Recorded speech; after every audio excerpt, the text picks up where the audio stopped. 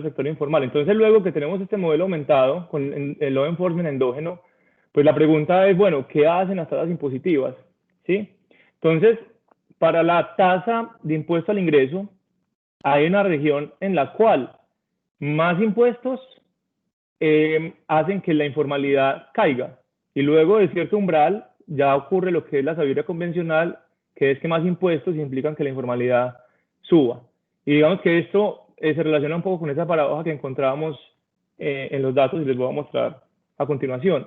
Luego vamos a ver que el modelo también nos dice que la correlación entre el law enforcement y la informalidad no es negativa. Y la forma no ambigua de reducir la informalidad en este contexto es reducir el impuesto al capital pagado por las firmas. ¿Sí? Antes de brincar ya a los hechos estilizados y al modelo, voy a hablar un poquito de que en Colombia hay muchos estudios muy relevantes de informalidad. Digamos que yo creo que el pionero, y aquí que está Carlos Esteban en el público, sobre esta relación endógena y ambigua entre, bueno, si hay más impuestos, tengo menos incentivo a ser formal, pero a la vez el gobierno tiene más enforcement, pues es el trabajo de Carlos Posada y Daniel Mejía, ¿sí? Publicado en un libro hace unos añitos.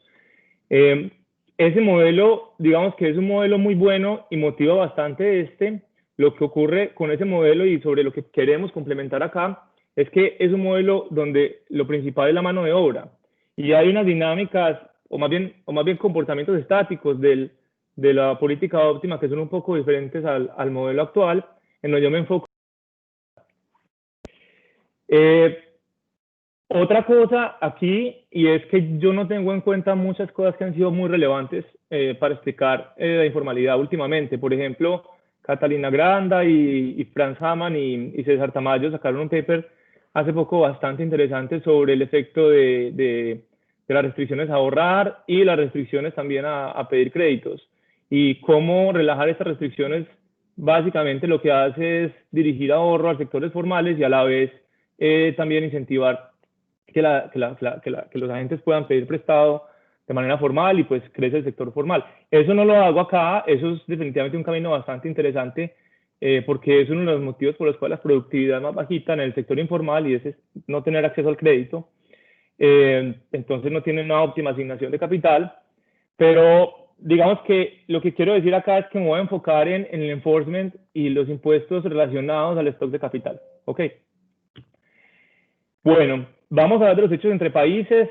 Los dos primeros hechos que voy a mostrar en realidad son plenamente ilustrativos y lo relaciono es para que nos acordemos, sobre todo los que no estamos mucho en este contexto de estudiar la informalidad, que la informalidad es bastante relevante.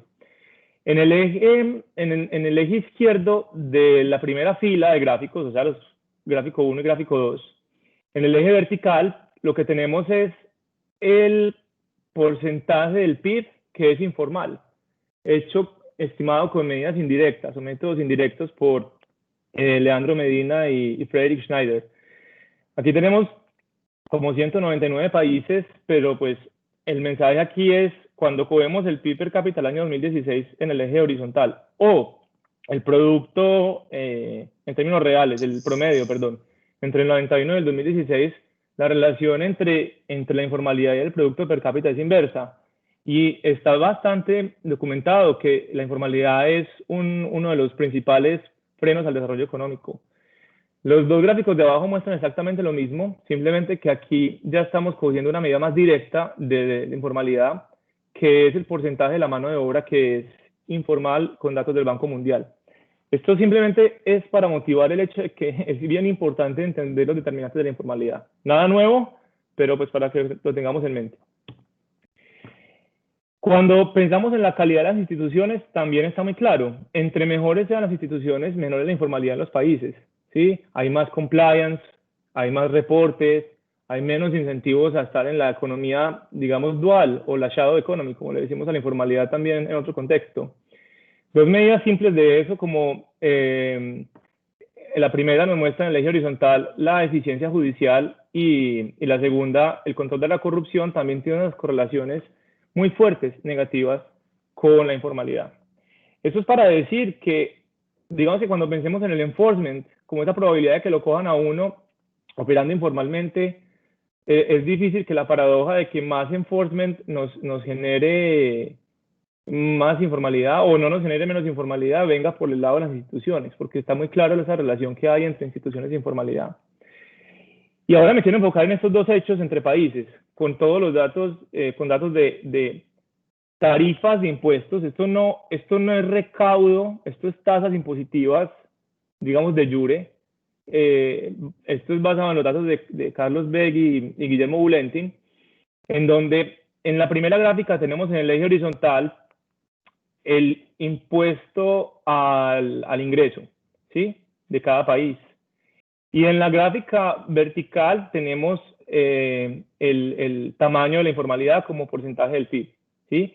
¿Qué vemos acá? Que esta correlación, de nuevo, correlación, y no hago un claim más fuerte que ese porque no hay cómo hacerlo, nos está diciendo aquí que la relación entre tasa impositiva e informalidad entre países no es negativa, ¿sí?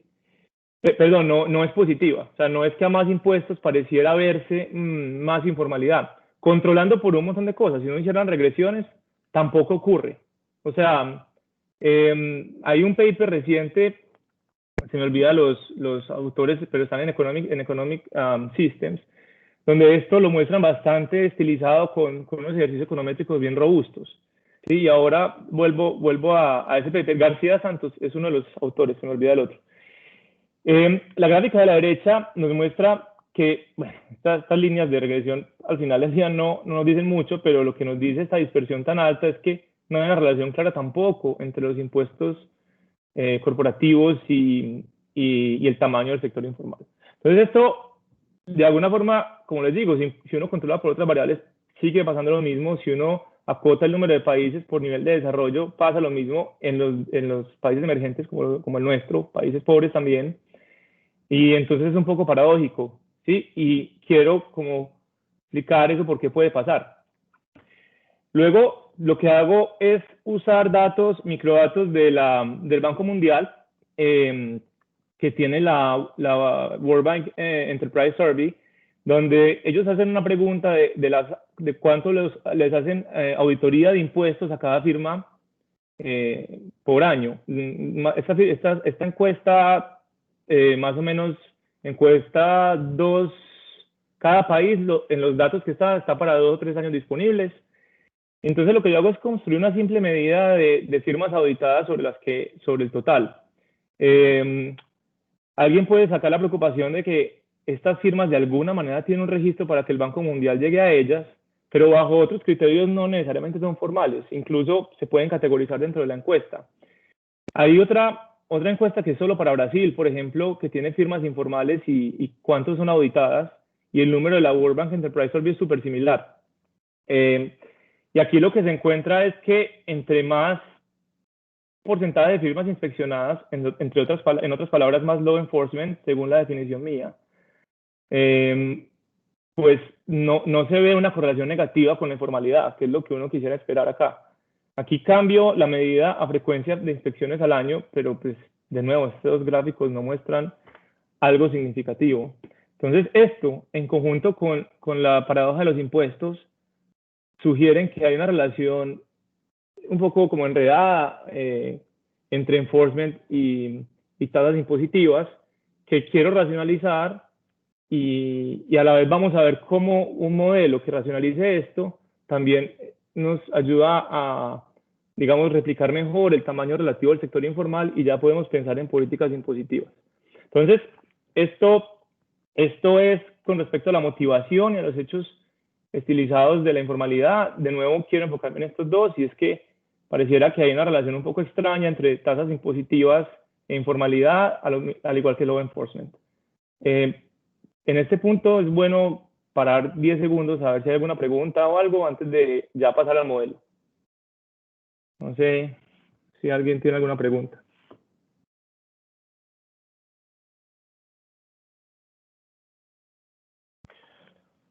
Ok. Entonces vamos al modelo. El entorno económico, ¿cuál es? Es una economía pequeña y abierta. ¿Qué quiere decir esto? Quiere decir que Abierta es que presta y pide prestado con respecto al resto del mundo y por ende también tiene exportaciones e importaciones. Y el ser pequeña hace que la economía sea a nivel internacional tomadora de, en este contexto, tasas de interés. ¿Sí? La economía, supongamos colombiana, pase lo que pase en la economía colombiana, no va a mover la tasa de interés promedio a la cual se prestan o se piden prestados fondos entre países en el mundo, aunque sí puede afectarse el riesgo que cuando Colombia se endeude mucho, de pronto sube la prima por riesgo y sube el costo de endeudamiento, pero el hecho de que sea pequeña es que es tomadora externa de las tasas de interés, ¿sí? Y va a haber dos sectores, el sector formal F y el informal I, en donde vamos a tener un montón de hogares que son igualitos. Es decir, tenemos las mismas preferencias, tenemos los mismos recursos y esos recursos son, vamos a ofrecer trabajo, N, y capital, tanto al sector formal como informal. Entonces yo como hogar, ¿qué puedo hacer? Puedo decir trabajar en un sector o en el otro, o tal vez un poquito en el uno o en el otro, ¿sí? Y a la vez puedo prestar a las firmas formales o informales, ¿sí? Puedo ser un inversionista en ambos sectores. Cuando aquí dice más a uno es Miguel, que... tenemos, Sí, tenemos pregunta de Gustavo Leiva. Gustavo. Hola, hola Miguel, ¿cómo estás? Qué gusto saludarte. ¿Bien o no? Gustavo de Banjico. Eso, exactamente, Banco de México. El tiempo de invertir. Sí. Igualmente, oye, es que, bueno, es la segunda vez que veo tu presentación, for the record, digamos, ¿no? Pero me surgió una pregunta nueva, digamos.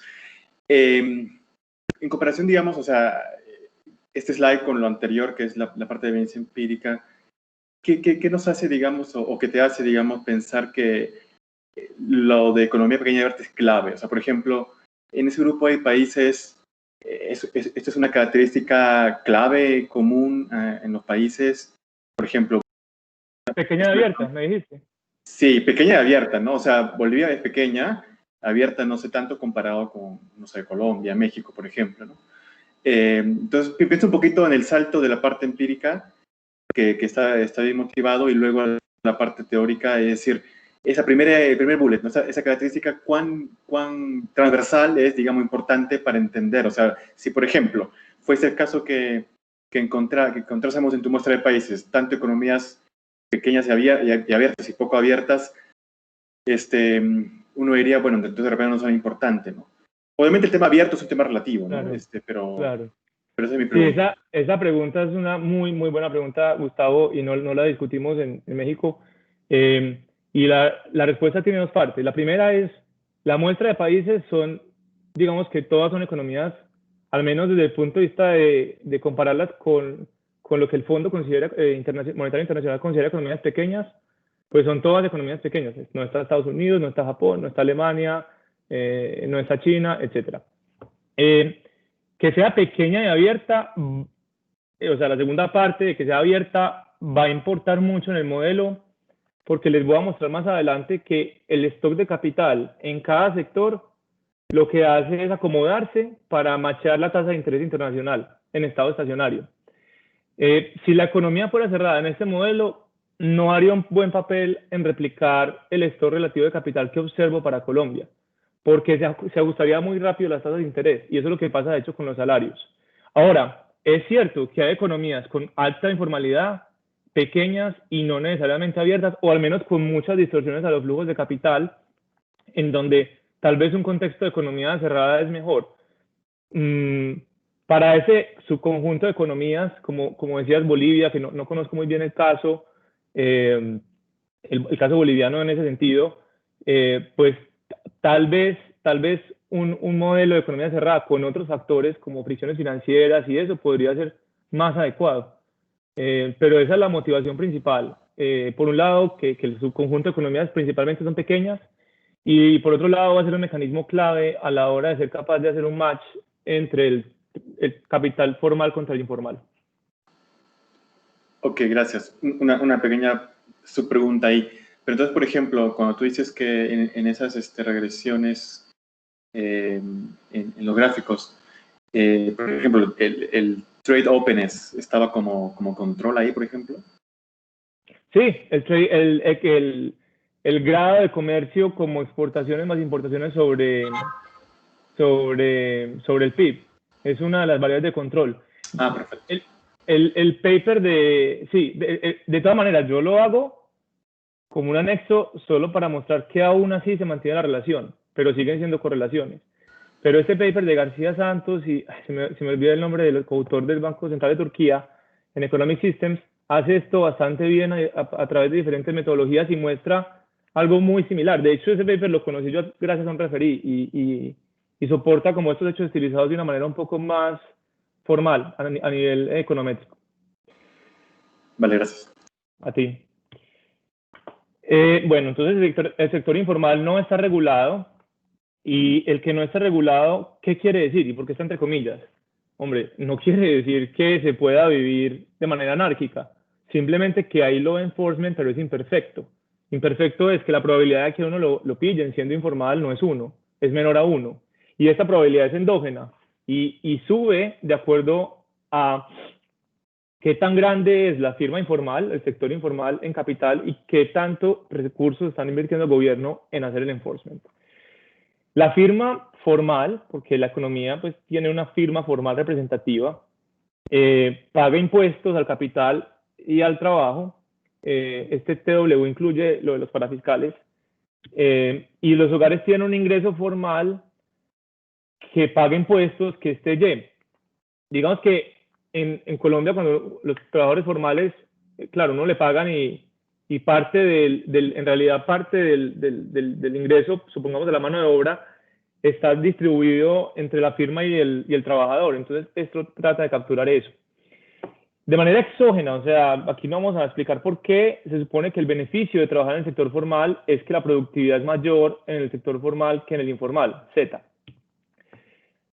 El law enforcement, entonces, que es la probabilidad de ser auditado y multado por operar en el sector informal, va a depender de manera creciente del stock de capital informal y del gasto que el gobierno haga en law enforcement. ¿Eso qué quiere decir? Que la primera derivada parcial con respecto a cada una de las variables es positiva. Si no hay informalidad ni gasto del gobierno en enforcement, pues claramente el enforcement es igual a 0 y está entre 0 y 1. ¿Qué hace que, antes de pasar a eso, qué hace, o sea, qué efecto tiene que el enforcement no sea 1, sino que sea una probabilidad? Implica que yo como individuo que invertí en el sector informal o que trabajo en el sector informal o las dos, que tengo ingresos de ese sector, esos ingresos son estocásticos, ¿sí? Porque puedo tener un ingreso con una probabilidad de que me pillen, entonces si me pillan, tengo lo que produje, menos lo que me tocó pagar de impuestos, menos la multa adicional. Y si no me pillan, pues tengo con una probabilidad 1 menos el enforcement, pues simplemente tengo el ingreso equivalente a lo que produje en el sector informal. Entonces, el ingreso se va a volver, el valor esperado del ingreso es la suma de esas dos cosas que acabo de mencionar. Digamos que algebraicamente es fácil demostrar qué es esto, y es el YTI va a ser la producción del sector informal, y la siguiente expresión es toda la penalidad que tiene por uno ser informal, y es que te pillan con una probabilidad H, y si te pillan, pues te van a cobrar un impuesto tau Y amplificado por una multa, phi, que es mayor a 1. Si no me pillan, pues con probabilidad 1 menos H, el ingreso va a ser Y. Ahora les decía que los hogares son todos igualitos, mismas preferencias, etcétera. Entonces, cuando uno dice que los hogares tienen más a 1, es que es como si hubiera un hogar que nos representa a todos los colombianos, ¿sí? En este caso.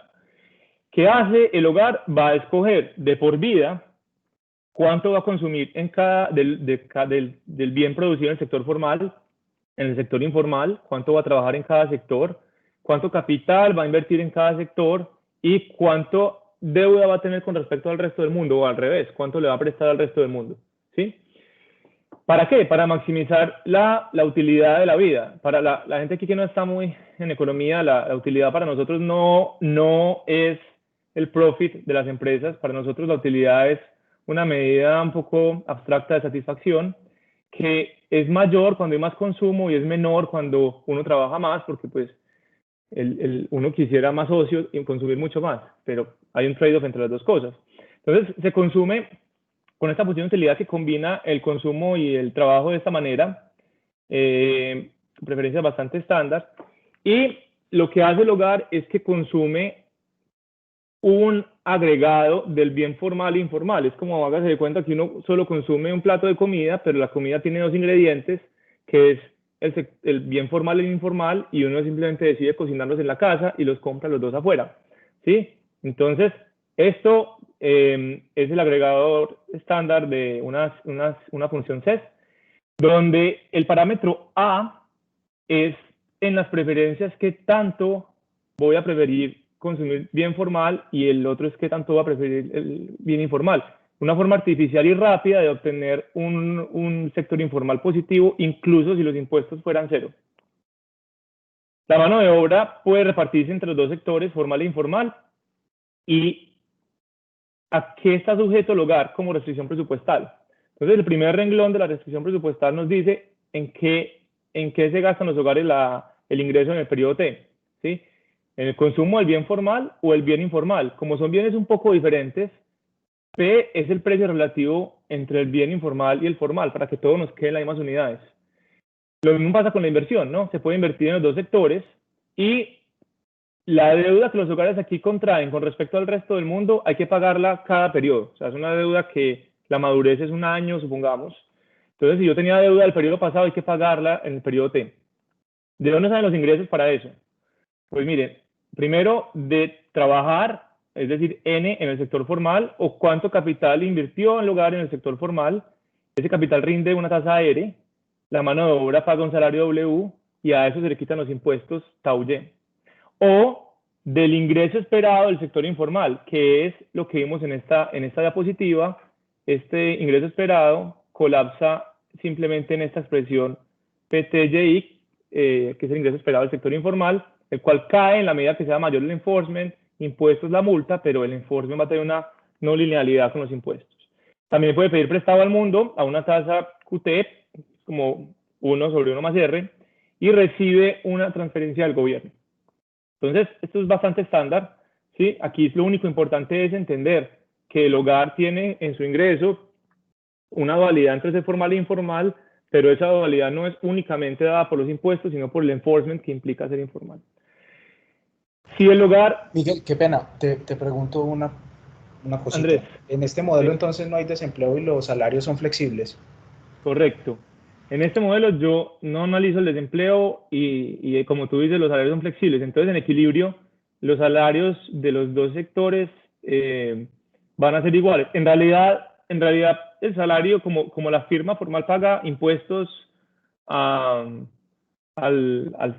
salario, pues entonces lo que se va a equilibrar son las productividades marginales del trabajo. Pero sí, eso es cierto. Aquí no estoy estudiando dinámicas de desempleo, ni salarios mínimos, ni eso. Bueno, entonces hay una firma representativa en cada sector.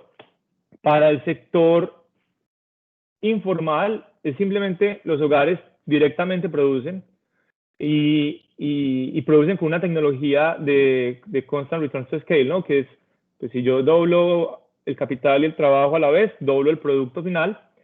Eso lo único que hace es que yo tengo muchas firmas informales, pero eso permite que yo pueda representar el sector informal como una sola firma representativa, que en los datos voy a cogerlo como un promedio de las firmas, que produce con capital informal, mano de obra informal y una productividad ZI y pues ya las elasticidades del producto al capital y al trabajo respectivos, ¿sí? El capital en cada sector sigue una ley de movimiento estándar, es decir, que el capital de mañana es la inversión de hoy, más el capital de hoy menos la depreciación, tanto en ambos sectores, y la economía no puede morir endeudada, básicamente, restricciones de no Ponzi. Ahora, la firma formal es una firma que maximiza el beneficio, ¿sí? Las profits, y es el ingreso, no hay precio porque el bien base es el bien formal, y simplemente paga a los trabajadores más el impuesto, y le paga a los dueños del capital una tasa R más el impuesto a ese capital, ¿sí? Sigue también una tecnología de retornos constantes que nos permite representar el sector formal con una firma representativa y lo que hace acá es que utiliza capital de los hogares, pero pues en el sector formal, mano de obra, y tiene una productividad Z que lo que vamos a considerar es que es una productividad relativa, es decir, la productividad del sector informal va a ser 1, entonces ZF, la del sector formal, va a ser mayor que 1. El gobierno, ¿de dónde saca sus recursos?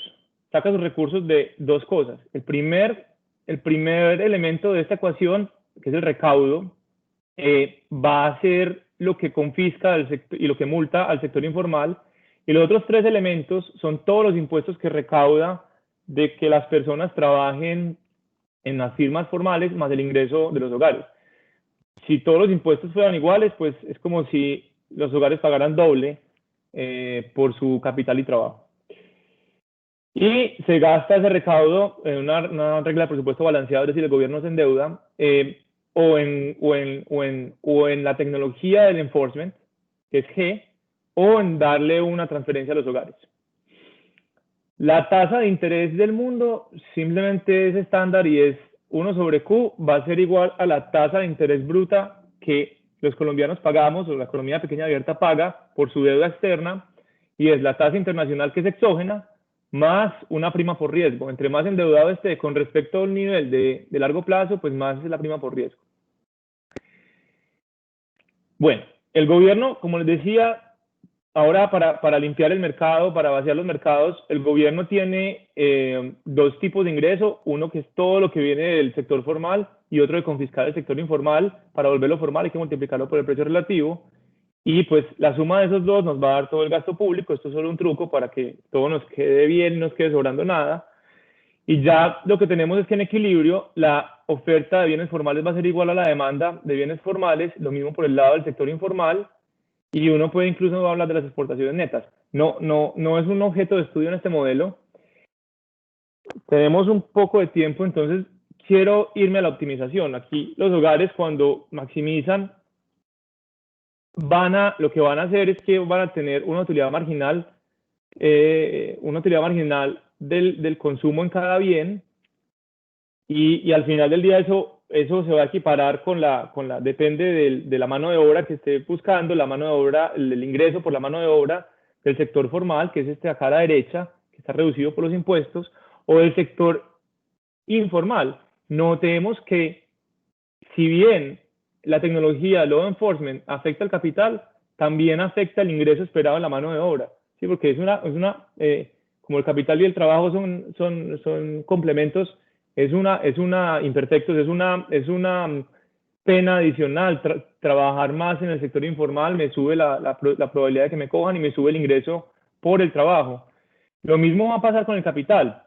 El capital formal pues se ve penalizado por el impuesto, pero el capital informal, y aquí es donde quiero hacer énfasis, se ve penalizado por dos cosas. Uno, si yo soy más informal, entre más grande sea el capital informal, pues más probabilidad hay de que me cojan, ¿sí? Y cuando me cogen, me castigan con una tasa tau y amplificada por la pena. Eso es lógico.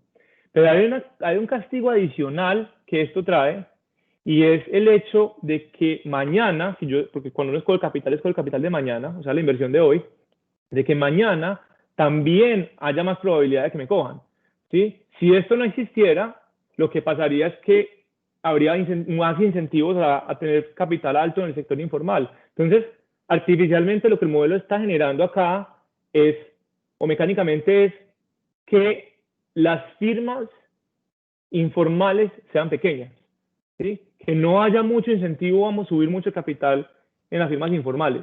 Si uno no mete esto, le da un sector informal con un capital altísimo, y eso es contrafactual. Eso lo quería pues explicar.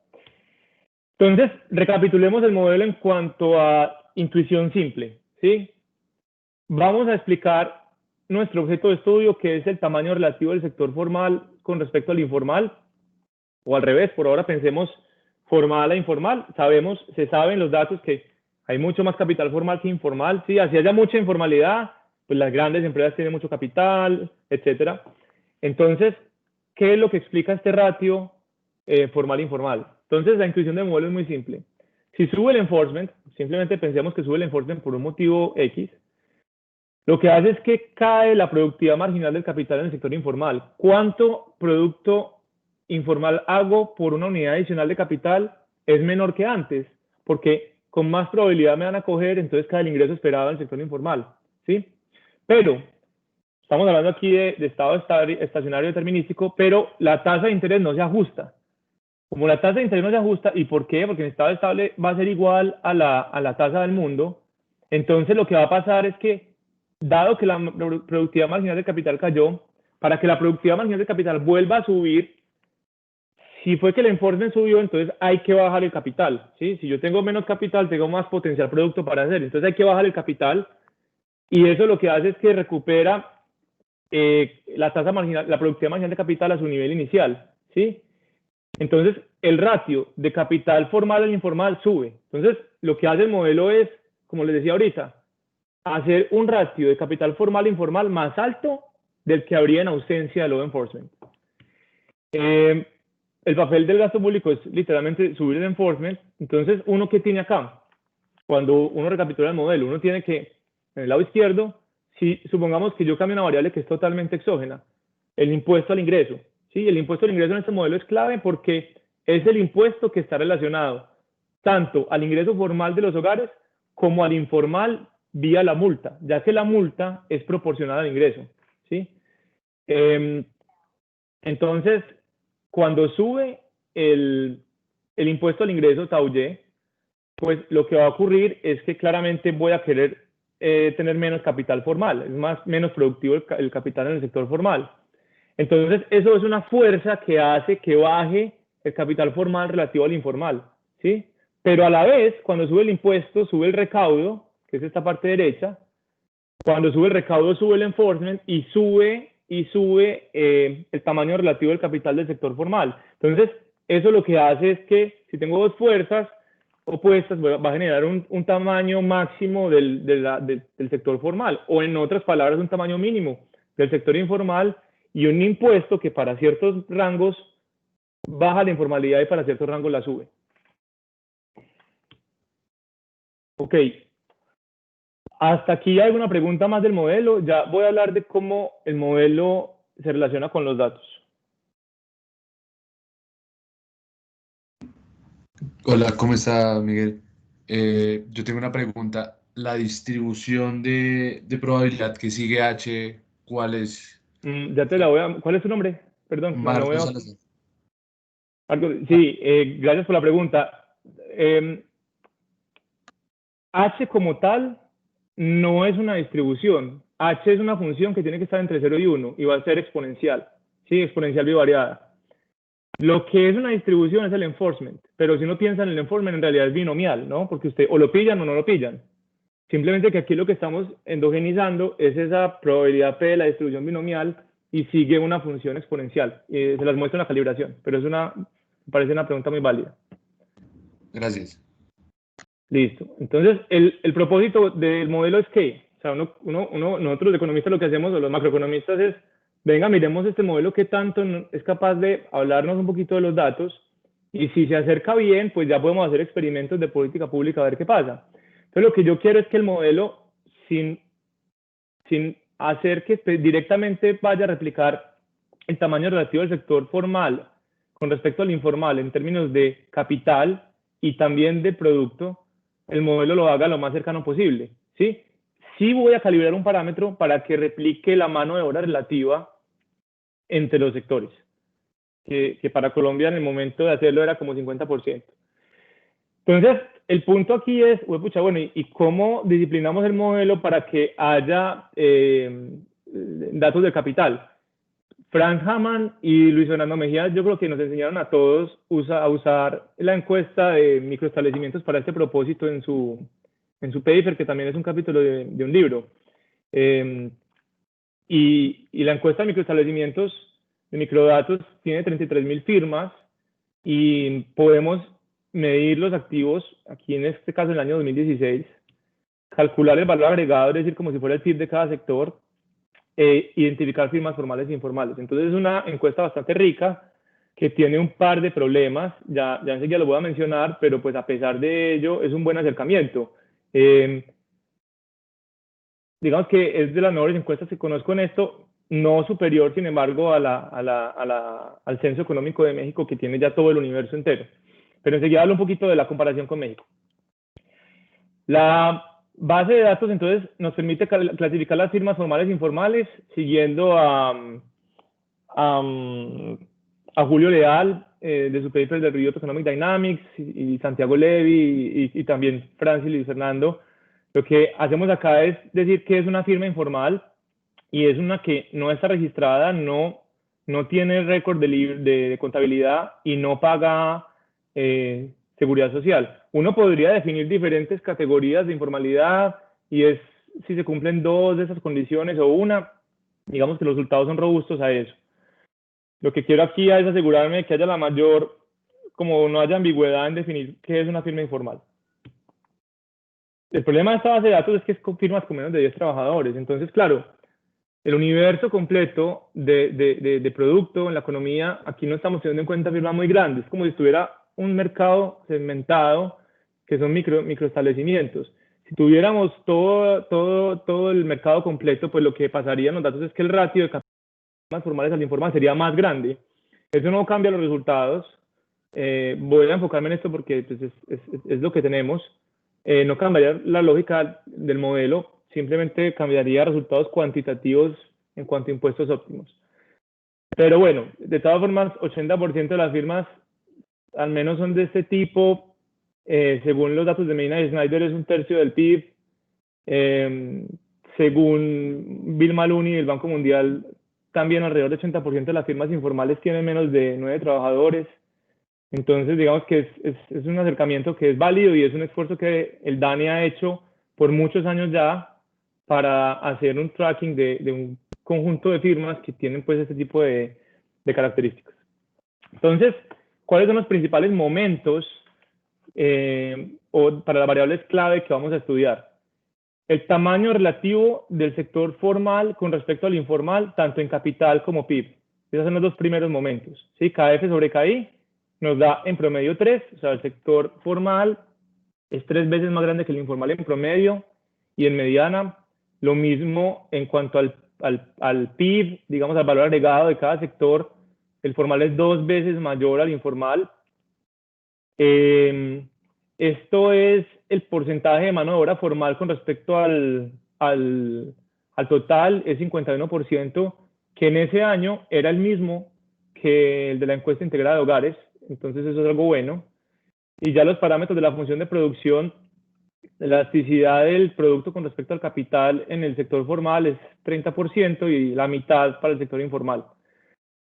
Como está calibrado, la productividad relativa es 20% superior en el sector formal. De nuevo, esto es un resultado de que estamos en el universo de microestablecimientos, ¿no? Si tuviéramos en cuenta otro tipo de firmas más grandes, pues el ratio de productividades y de capital sería mucho mayor. Entonces, la idea es que ver qué tanto el modelo es capaz de pegarle a estos ratios, a estos dos primeros, ¿sí? Y qué tanto no lo haría si no hubiera ese tipo de law enforcement. Entonces, la pregunta que me hacías ahora sobre la forma funcional del law enforcement, esta es bastante sencilla y es robusta a otras, supongamos si asumiera que fuera una normal bivariada, etcétera. Pero no, esto es como la función, ¿no? Matemática. Al final la distribución es binomial. Es exponencial con un parámetro gamma. Entre más alto sea gamma, lo que ocurre es que más alto es el valor esperado del capital. Entonces, informal. Entonces, es como si gamma representara entre la eficiencia del enforcement como una medida institucional. No quisiera hacer demasiado énfasis en eso porque es muy abstracto y es muy sujeto al tipo de distribución que uno asuma, pero igual vamos a hacer experimentos con eso, ¿sí? Lo que, como yo le doy el valor de gamma al modelo, es calibrarlo para que, de acuerdo con los datos, la probabilidad de que auditen a una firma informal y la multen es 27%. Los demás parámetros se calibran para replicar hechos estándares de la economía, pero quiero hablar de este parámetro A. Este parámetro A era en la función de utilidad qué tanto le gustan a los hogares consumir bienes formales y 1 menos A bienes informales. Entonces lo que yo hago es calibrar ese parámetro para que en estado estacionario el porcentaje de trabajadores formales sobre el total sea el que observamos en los datos, que es 51%.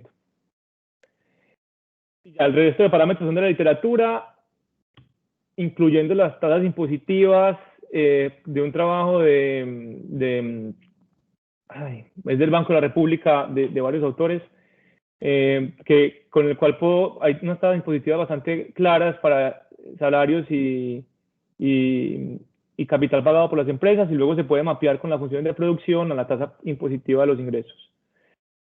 Entonces, este primer resultado es uno de los resultados más importantes porque nos va a hablar de la importancia de tener este tipo de law enforcement endógeno al capital informal y al gasto público dentro del modelo, ¿sí? Entonces, ¿qué tenemos en la primera columna? Las variables, cuando dice on match, es que es como que no estamos artificialmente haciendo que el modelo replique eso, sino que estamos dejando que cuando resuelva el modelo miremos a ver qué pasa. Y este es el tamaño relativo del sector formal con respecto al informal. En la primera fila, bueno, la primera son las variables, en la segunda fila está esto en términos de capital, que es lo que más nos interesa, y luego en términos de PIB. Sí, el PIB no es bueno, o sea, siempre tiene que estar en la mira para que no perder pues como la relación con él. Entonces los datos, como le mostraba en la tabla anterior, es el capital formal al informal es 3 y el PIB formal al informal es casi 2 veces la relación. El modelo que les acabo de presentar, la última columna, el baseline model, entonces nos dice que el modelo predice un tamaño relativo del sector formal al informal 2.83, bastante cercano a los datos, y un tamaño relativo de 1.85 del PIB, que es bastante cercano. Si yo hiciera este modelo, supongamos a datos mexicanos, que en México, con censo económico, uno puede coger casi que el universo de firmas, yo creo que la mejor base de microdatos que conozco para este tipo de cosas. Según Fernández y Mesa, un paper en el Review of Economic Dynamics en 2015, el ratio que se observan los datos es cercano a 6. El modelo también haría un mejor trabajo que alternativas, pero no al nivel que tenemos acá. Entonces, cuando yo digo que el modelo acá, 2.83, replica 96% de este 2.94, es con un grano de sal, ¿sí? No es que el modelo explique, o sea, no es que esto que hay de enforcement endógeno sea toda la fuerza que hay detrás de explicar la diferencia entre el sector formal e informal, además de los impuestos, ¿no? Es dada la naturaleza de estos datos. Hay otros factores muy relevantes que no estoy teniendo en cuenta acá. Si no tuviéramos en cuenta enforcement, supongamos que solo hubiera un enforcement igual a 0 y recalibraba los parámetros, el modelo no le va tan mal, ¿no? Llega a un tamaño relativo del sector formal al informal de 2, pero predice un PIB informal más grande que el formal, y eso es contrafactual, ¿sí? Cuando metemos enforcement simplemente una probabilidad fija, el modelo mejora un poco a 2.11, de 1.92 a 2.11, pero en cuanto a PIBs los produce casi iguales. De nuevo, eso es un poco contrafactual también. Si se vuelve endógeno, pero no depende del gasto público, el modelo mejora un montón, porque produce capital formal más grande que el informal y PIB también, ¿sí? Mucho menor que los datos, pero hay algo que esta especificación no logra, que sí logra la otra, y es que no logra desenredar esa relación entre impuestos y law enforcement que vimos en los hechos estilizados basados en data cross country, ¿sí? Bueno. Entonces, ¿qué pasaría en la economía si tenemos cambios en diferentes variables de política? ¿Aló? ¿Pregunta? Sí, hola, yo tengo Hola. una. Sí, Claro. ¿se puede regresar a la anterior? Sí. Es que estoy pensando en la tabla esta de los modelos alternativos. Digamos, no sé cuán informativa la tabla en el sentido que el modelo este último, el baseline, digamos, la forma funcional, digamos, si quieres, de la probabilidad de que te cachen, digamos, es más flexible que la 3 y la 2, obviamente, ¿no? Entonces, y uno esperaría que siendo más flexible, pues te diera un poco lo que ves ahí, que es que si tú ves es casi una mejora monotónica, ¿no? En machear lo que no macheas, digamos, por construcción. Entonces, digamos, mi comentario va en el sentido de si es que esta es la mejor forma de vender tu baseline model. si pones ahí el 2 y 3, uno dice, pues sí, digamos, si yo quiero, por ejemplo, aproximar una curva de datos, pues lo hago mejor con un polinomio de mayor orden que el primero, ¿no? Que una línea recta, por ejemplo. Entonces, o qué cosa, digamos, o sea, digamos, mi punto un poco es que más o menos obvio que sea mejor que el 3 y el 2. Claro, Ahora, claro. ¿por qué no sería obvio? Esa es mi pregunta. ¿O yo estoy equivocado? ¿O mejor dicho, estoy equivocado en algo o qué? No, yo creo que está bien. O sea, yo quiero estresar aquí dos cosas.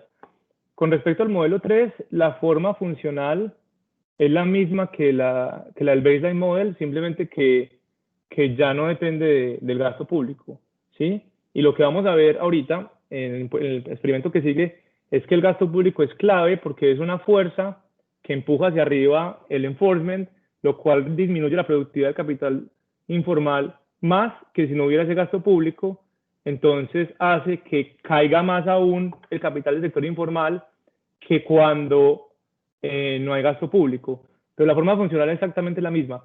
En el modelo 2, sí, tienes razón. O sea, yo podría pensar una forma funcional igual, no h igual a teta, sino 1 menos e a la menos gamma por teta, que sigue la misma transformación monotónica de las otras, sigue siendo la misma no linealidad y sería más comparable. Ese comentario me parece súper bueno y no lo he hecho. Entonces lo podría hacer. Con respecto al modelo 1, pues que no lo preguntaste, yo creo que es evidente la mejora, pero yo sí siento y sospecho que el modelo 3 es bastante comparable con el baseline model. Y cuando calibro los parámetros estructurales del gamma y el A, los recalibro para cada modelo para dar la mejor oportunidad a los modelos alternativos de pegarle a los datos. Pero con respecto al modelo 2 es cierto, es posible que haciendo la transformación monótona igual a la que tiene el modelo 3 y el baseline model, el modelo 2 se acerque un poco mejor. Estoy de acuerdo.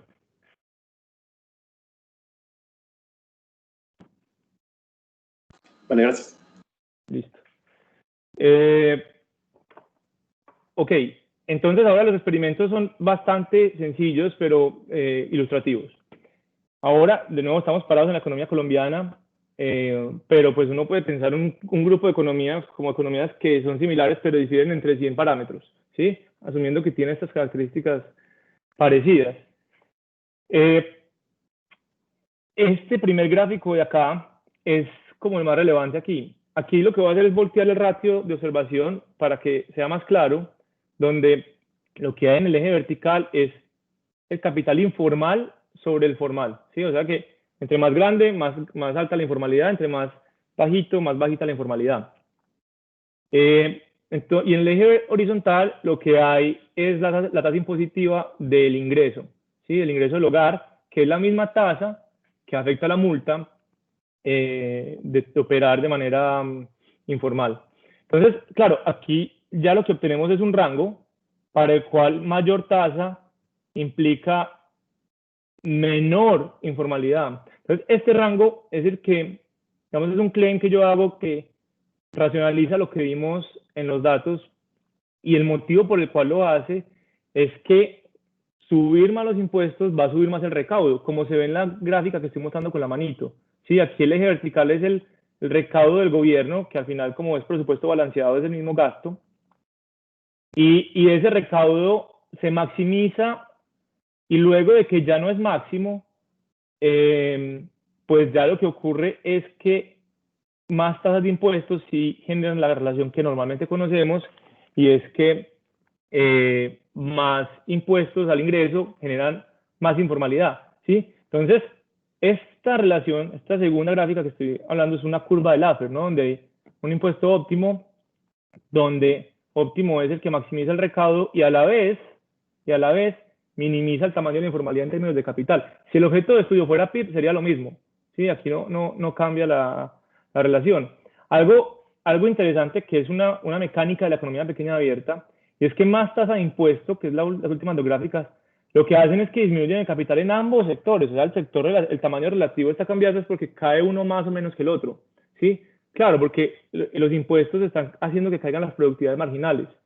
Entonces, como cae el capital informal también, pues cae el enforcement, ¿sí? Entonces, ¿qué es lo que está haciendo que haya esta curva así? Y es que si bien cae el enforcement neto, porque cae el capital informal, cuando sube el recaudo, no cae tanto el enforcement porque el gobierno está empujando hacia arriba ya que está monitoreando más, vía gasto público, ¿cierto? Pero pues está observando menos porque el capital del sector informal es más bajito. Entonces, esto lo que nos dice es que, bueno, hay un rango para el cual una mayor tasa impositiva reduce el tamaño del sector informal, que era como la paradoja de ahora. En este caso, ese 15% es la tasa óptima, de nuevo, con un grano de sal, ¿sí? Y lo que ocurre es que combinar la penalidad con enforcement es lo que genera en esta curva de Laffer que da este mecanismo. ¿Qué pasaría si el gasto público fuera constante? Es decir, no fuera endógeno al recaudo. Entonces, se voltearía la curva y ya más impuestos generan más informalidad, y luego más impuestos generan menos informalidad en grados que al menos para esta economía observada colombiana son rangos poco plausibles, ¿no? Y aquí de nuevo caería muchos los capitales y caería el enforcement solo porque cae el capital. El gobierno no tendría una relación. Entonces, claro, aquí la clave es entender que un supuesto vital es que el gasto público es incremental o tiene una relación monótona creciente con el recaudo y el enforcement también, ¿sí? Entonces, los dos casos, el primer experimento es cuando G es endógeno, el gasto público depende de ese recaudo y por ende va a afectar al enforcement, y en el este segundo grupo de la tabla es cuando no es endógeno. ¿Qué es lo que pasa? Para el rango, en el primer caso, para el primer rango de 1% a 15% de impuestos, cae el capital en ambos casos, pero cae más el informal que el formal. Entonces, el tamaño de la informalidad cae. ¿Y por qué cae? Porque si bien cae el enforcement, en este caso 39%, el gasto público está subiendo. Si el gasto público no cambiara, el enforcement no caería 39%, sino que caería 46%, que es el caso de acá. Y eso es suficiente para que ya se voltee la relación y a más impuesto, digamos que mucho más informalidad para un rango no plausible. Entonces, es importante que el gasto público sea endógeno en este modelo.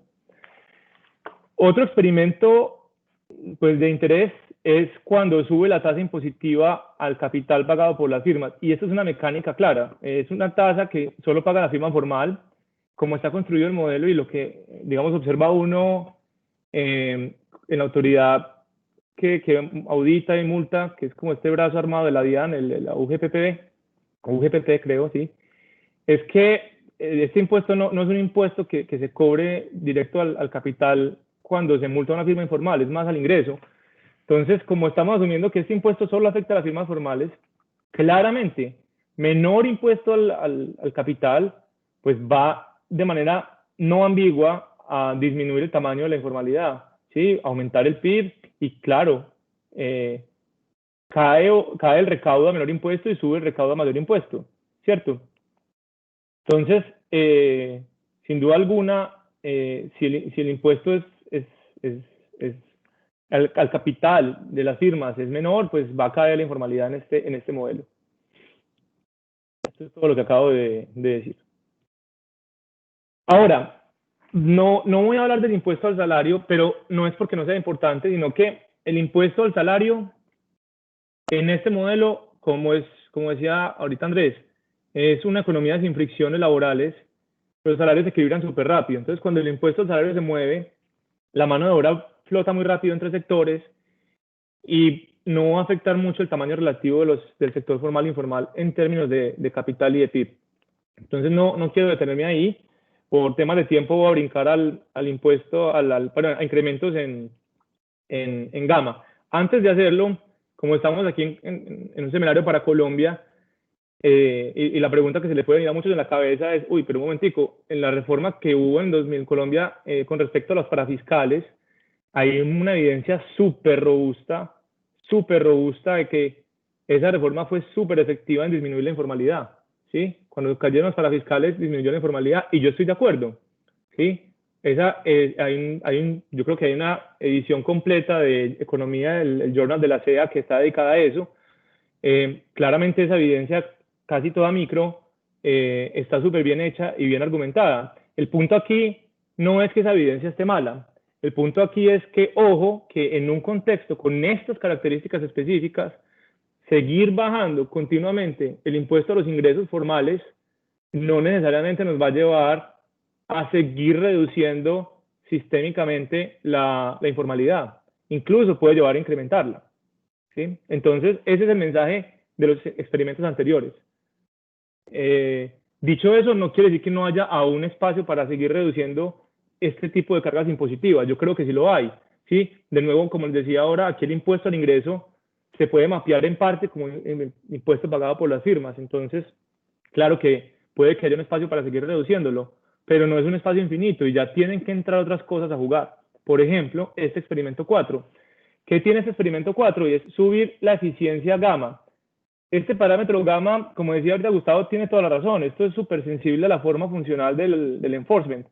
Si yo jugara con la distribución y fuera, no sé, Weibull, binomial, la que sea, yo he jugado con un par más, normal y lo normal, digamos que los resultados no, son son un poco sensibles, pero cualitativamente son iguales. Lo único que yo quiero mostrar acá es cuando sube gamma, que es como esa calidad del enforcement exógena, claramente va a caer la informalidad, eso no tiene duda alguna. Va a subir el gasto público, pues va a subir el valor esperado de la probabilidad, perdón, va a caer el valor esperado del ingreso informal, porque voy a monitorear con mucha más probabilidad a una firma operando en este sector.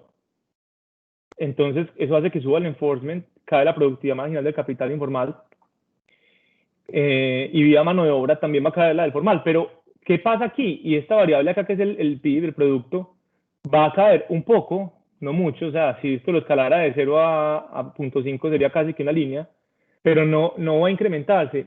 ¿Por qué? Porque en este modelo, digamos que a diferencia, por ejemplo, del modelo de Carlos Esteban y Daniel, no es un modelo de carrot y stick, donde el gobierno genera incentivos, por ejemplo, a través de la provisión de un bien público a la producción, ¿no? Entonces, eso hace que todo el mecanismo sea a través de las productividades marginales del capital. Entonces, claro, lo que ocurre acá, y a mí esta especificación me gusta, es por lo siguiente, es que cuando hay demasiado enforcement vía calidad de las instituciones, eso puede ahogar la producción total porque no hay mucho más beneficio al recaudo distinto a tener más enforcement y transferirle plata a los hogares. Entonces, es como si mucho enforcement ahogara el producto total. ¿Qué nos quiere decir eso? Que en la medida en que la calidad de las instituciones mejore, el enforcement es superior y hay espacio para bajar los impuestos.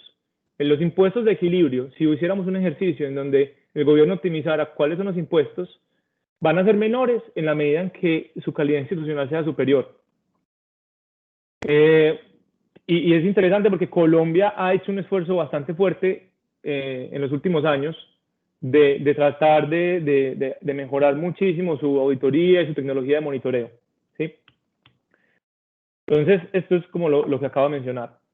Hasta este punto es lo que les quería mostrar hoy. Ya todo lo demás son detalles técnicos, entre otras, pero antes de pasar a las preguntas finales, simplemente concluyamos como que el modelo provee una relacionalidad, una explicación a esta correlación negativa entre informalidad e impuestos al ingreso. Eso sí, para cierto rango, no logramos hacerlo para todo, porque llega un punto en que no tiene sentido. Provee una racionalidad para la correlación positiva entre informalidad y law enforcement. Y esto es por la curva de Laffer, ¿no? El efecto que tiene el recaudo sobre el enforcement y por ende las productividades marginales del capital.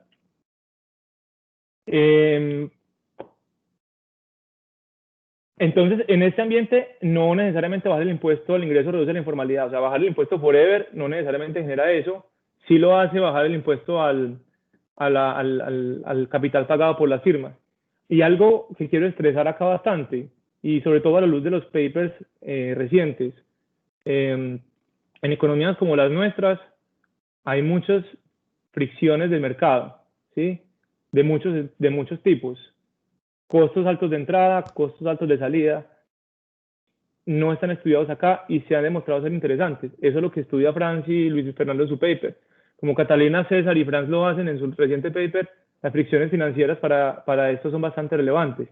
El rol, por ejemplo, del salario mínimo, hace poco Jorge Pérez sacó un paper bien interesante, también es algo fuerte. Entonces yo aquí no estoy diciendo que el enforcement lo es todo, simplemente que es un mecanismo necesario para entender qué pasa con el capital en nuestro sector formal e informal y que ese mecanismo, de manera endógena, tiene implicaciones de política que no son lineales en cuanto a los impuestos. Y bueno, eso es el trabajo que les quería presentar hoy. Muchas gracias, Miguel. Excelente trabajo. Quedan preguntas y yo creo que ese es uno de los objetivos de estos seminarios para futuras investigaciones. Todos sabemos la importancia que tiene para un país como Colombia esta situación de la informalidad, todo el tema tributario, pues yo creo que es muy provocador tu trabajo. Con seguridad pues quedan muchas inquietudes de los asistentes y eso es lo bueno. No sé si hay alguna pregunta, alguien quiere hacer comentarios. Por aquí veo a Andrés Felipe. Andrés, adelante, y luego Gustavo Leiva. Gracias, Mauricio. Muchas gracias, Miguel, por la presentación. Te quería hacer dos preguntas, una más como alrededor del mecanismo y es, dado que no hay estabilizadores automáticos de salarios, o sea que por lo menos en el sector formal uno podría considerar que en alguna medida los salarios son rígidos, ese aspecto, ¿cómo crees que puede afectar los resultados que estás teniendo ahí? Tal vez que sean menos efectivas los cambios o la elasticidad del trabajo formal o del tamaño del sector formal a cambios en los impuestos sea menor o algo así, como que un poco nos contaras si has pensado algo al respecto como en esta línea de las rigideces. Y el otro aspecto es, lo que planteas es una combinación bien interesante y es que en muchos paneles de discusión se ha hablado y es que ya se agotó un poco el espacio para la reducción de impuestos, de parafiscales. Entonces, que tal vez una estrategia de combinar garrote y zanahoria, es decir, impuestos y enforcement, y dado también la debilidad, comillas, institucional que puede haber para implementar enforcement de pagos de impuestos. En ese sentido, digamos, el estado actual de las discusiones sobre implementación de combinación de estas dos variables de política para reducción de informalidad. Gracias, Andrés, por las preguntas. Aquí el full disclosure es que mi agenda de investigación macro, este es un tema bien relevante y tengo un paper más en la agenda, pero como que esto es como, no sé, 30% y el 70% es international macro, ¿no? Como flujos de capital y eso. Y eso te lo digo es porque hay cosas que de pronto no he abarcado tanto en la literatura y mi respuesta puede ser un poco corta a lo que estás esperando. Dicho eso, con respecto a la primera pregunta, sí, o sea, el rol de las rigideces y salarios mínimos es bien conocido o sea, yo creo que es bien conocido en la literatura macro, al menos de Search and Matching y de rigideces nominales, que la gran diferencia que tiene Colombia con México en el mercado laboral es que nosotros tenemos un salario rígido, un salario nominal real y nominal mínimo demasiado alto. Entonces, el desempleo estructural es muy alto, ¿sí? Relativo al de México y al de incluso la América Latina, por no irnos más allá. Eso también, obviamente, es una contribución a generalidad per se, ¿sí? Si yo en este modelo tuviera rigideces de este estilo, digamos que mi sospecha es que no cambian los mecanismos al enforcement porque aquí me estoy enfocando principalmente en la productividad marginal de capital, aunque hay ajustes vía mano de obra importantes que no valía la pena mencionar. Entonces, para responder concretamente, yo no creo que cambie la naturaleza del resultado, pero cuantitativamente sí podrían cambiar las cosas y podría verse tal vez cómo afecta eso el desempleo. Por ejemplo, si el enforcement es muy alto, cae la productividad marginal de capital en el sector informal y a la vez, no sé, tengo una tasa impositiva muy alta en el sector formal, pues de pronto me queda un pool de gente que lo que hace es en un modelo de search buscar mucho más tiempo, trabajo en el sector formal y subir el desempleo estructural o también el friccional. Entonces yo creería que eso es lo que pasa por ese lado. Pero habría que investigar y bueno, de nuevo hay papers, Mariano Bosch y Julián Esteban Pretel tienen un paper bastante serio alrededor del tema. La segunda pregunta, yo estoy de acuerdo. Por ahí he escuchado el debate, cuando digo escuchado he leído en Twitter, ¿no? Y con Twitter, sobre, por ejemplo, acabar con las casas de compensación en Colombia.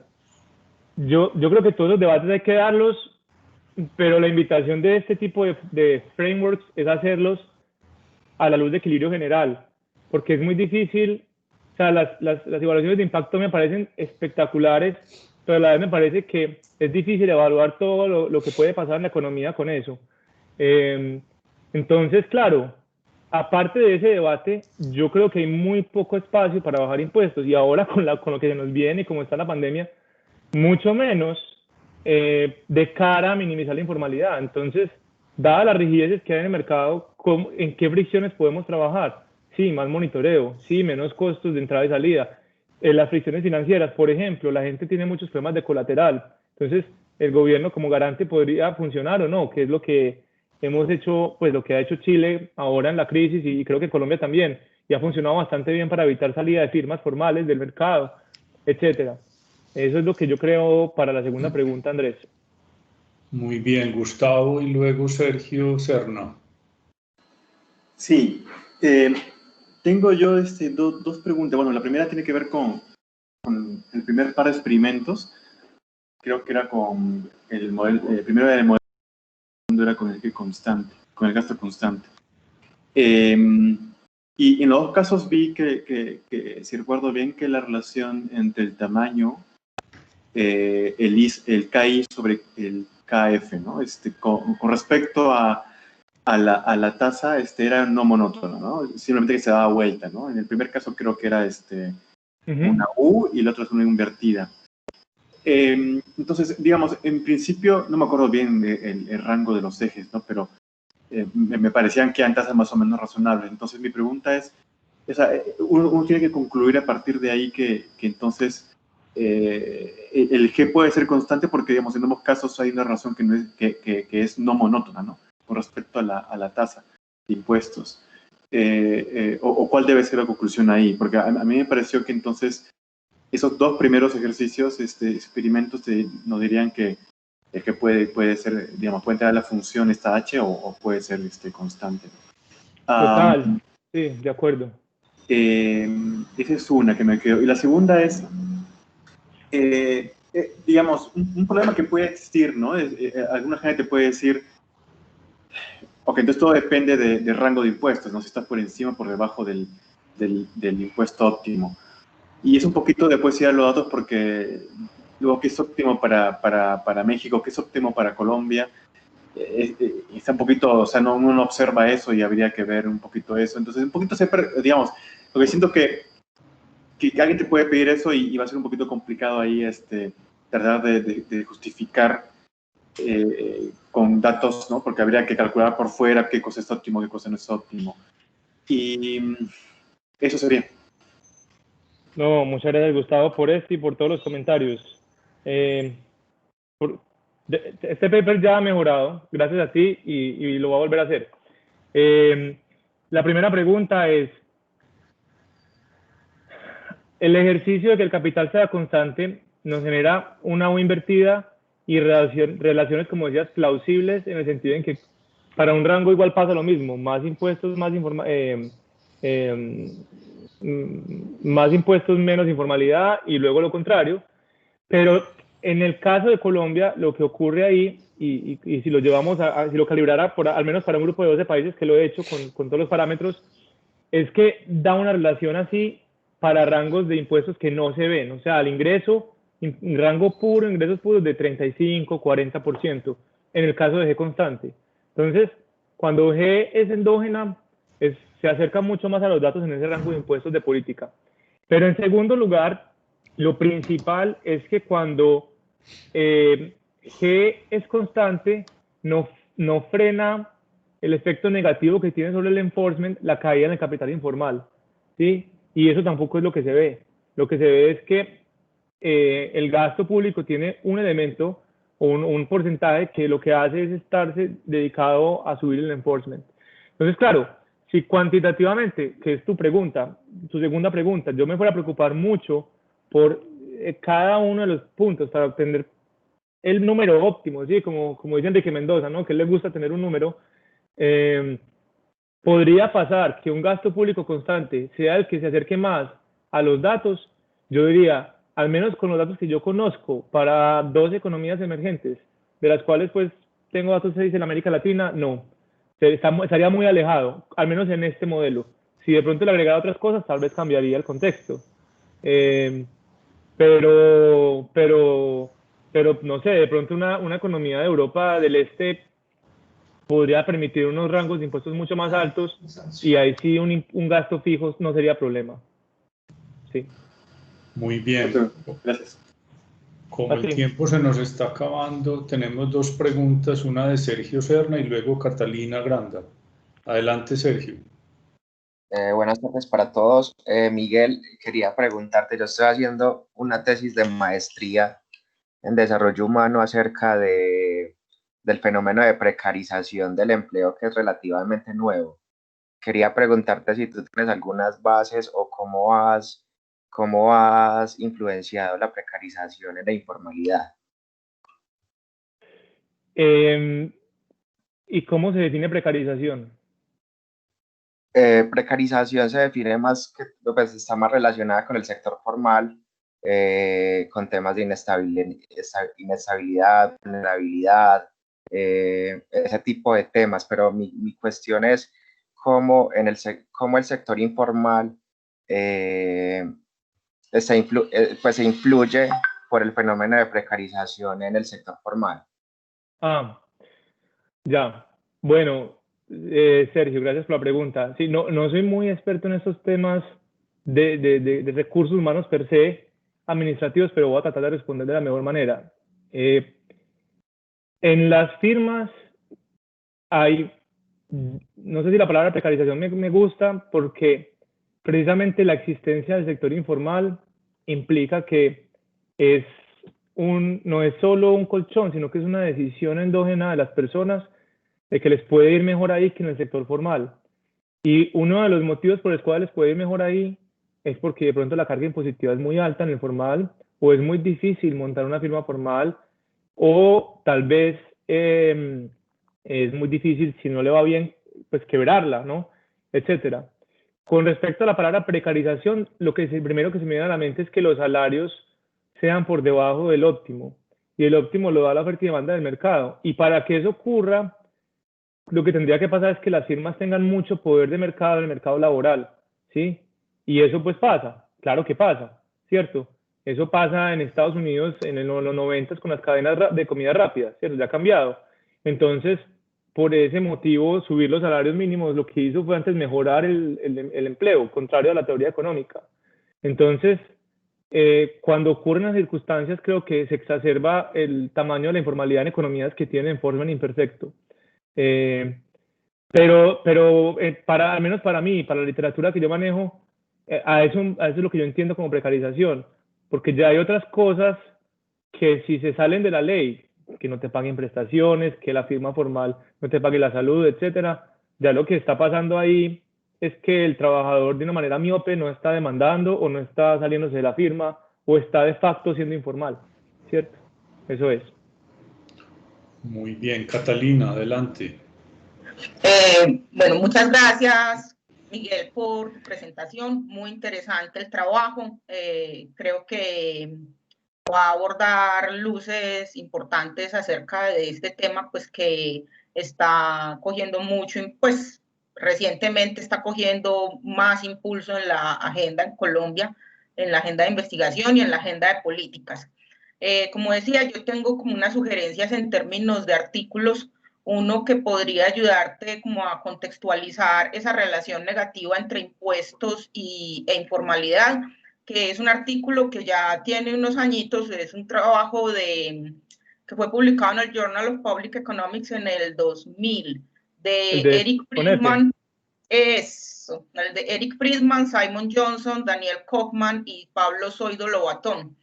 En ese trabajo ellos desarrollan, pues, se presentan un modelo, digamos, empíricamente muestran esa relación negativa y desarrollan un modelo relativamente sencillo en donde ellos muestran que esa relación se da porque mayores impuestos, digamos, asociado a que haya un mayor recaudo, se traduce en la provisión de un bien público que en el modelo de ellos es rule of law, y ese mayor, o sea, esos mayores bienes públicos generan beneficios a las empresas formales e informales, y en el caso de las empresas informales, esa provisión de bienes públicos constituye un incentivo para la formalización. Entonces, creo que también puede ayudar, o sea, el modelo que tú estás planteando, de alguna manera se inserta dentro de esa intuición que ellos plantean para esa relación, y creo que podría ser un trabajo, pues, que te podría ayudar a contextualizar también esa relación. Muchas gracias. Bueno, hay otros trabajos ahora con esa discusión que se dio con Gustavo.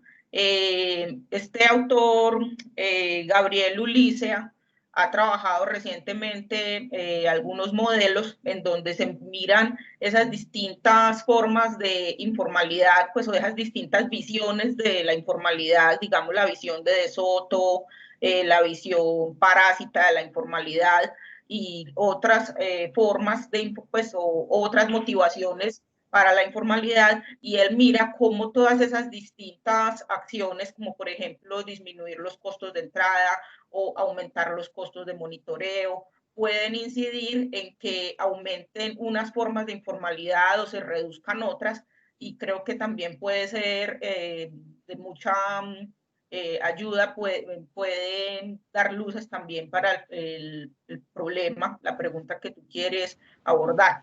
Él tiene como, podría decir, él tiene como 2 o 3 papers, uno del 2010 que lo aborda en el contexto de la informalidad laboral con un modelo de búsqueda, y un par más recientes en donde se trabaja ya con estas distintas definiciones de informalidad, y creo que también podrían ser muy útiles para tu trabajo. Entonces, por eso pues no quería como pasar la oportunidad para mencionarlos.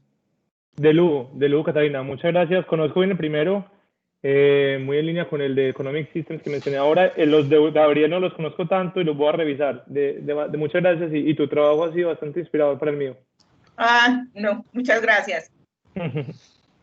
Bueno, muchísimas gracias de nuevo a Miguel por el excelente trabajo y la presentación que nos ha hecho esta tarde, a todos los asistentes, y quiero reiterar también el agradecimiento especial a la red de investigadores del Banco de la República, a Carlos Medina muy especialmente, que nos ha acompañado esta tarde en el seminario, y al grupo de Economía Formal e Inclusiva también por estar con nosotros en la organización y en apoyando este tipo de eventos. Así que mil gracias a todos y que tengan una feliz tarde. Hasta la próxima. Gracias. Chao. Hasta luego, Mauricio. Hasta luego, señores, Miguel, Andrés. Hasta luego, muchas Chao, gracias. Nos vemos. Chao. Hasta luego, que estén bien. Gracias. Miguel. Chao, hasta luego. Hasta luego, Miguel. Un saludo. Un abrazo. Que estén muy bien.